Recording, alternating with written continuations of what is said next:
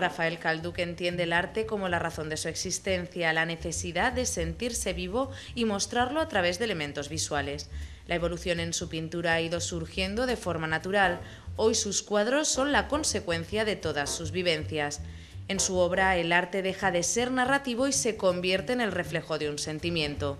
Responde más a un concepto, no diría purista, pero sí, en alguna medida, de una apuesta en cuanto a entender que el arte dejó ya de existir como imagen, como iconografía más o menos narrativa, para pasar al sentido únicamente de provocación sensorial. Porque querer decir algo significa, a priori, proponerse decir algo en concreto. Yo no quiero decir, yo es el reflejo, el trasunto de mi estado emocional que sufrí ayer de las 3 a las 4 o de las 6 a las 7. Y ese es el resultado. Calduch utiliza las nuevas tecnologías como medio de información, pero rechaza su uso como herramienta de trabajo.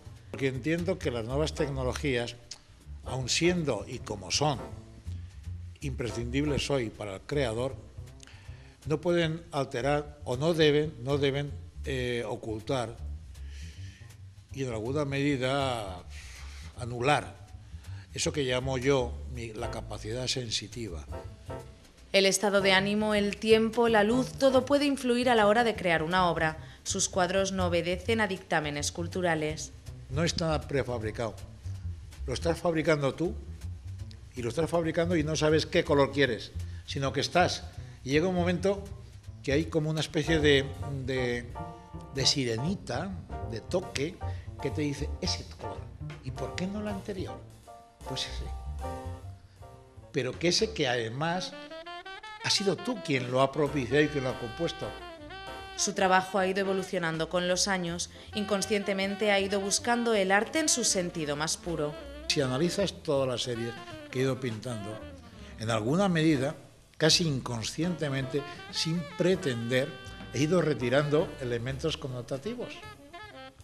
Desde iconografías, desde referencias formales, desde referencias literarias, he ido retirando, pero casi inconsciente. Rafael Calduch se identifica en lo formal con los artistas vanguardistas que iniciaron su trabajo en los años 20. Sin embargo, sus razones a la hora de crear difieren de estos artistas rompedores. Su único afán es mostrar sus sentimientos a través de su pintura.